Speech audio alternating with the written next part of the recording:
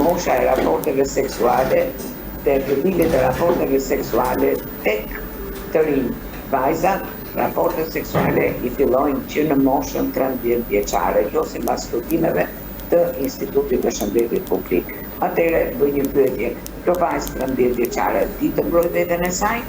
Sigurisht një nga shkaqet e rritjes jo vetëm të infeksioneve nga papiloma virus, por edhe të HIV-sit, mund të jetë edhe kjo raporti i pambrojtur seksual.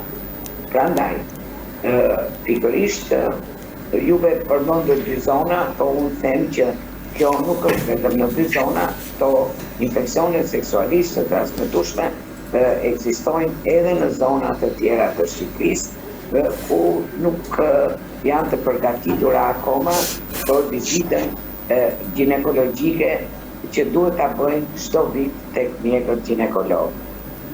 Desha të theksonja diçka.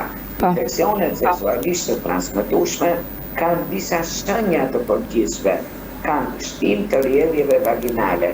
Vagina ka sekrecione, të cilat mund të jenë më të trasha në fillim dhe në fund të ciklit, dhe bëhen më të holla dhe më opake në mes të ciklit.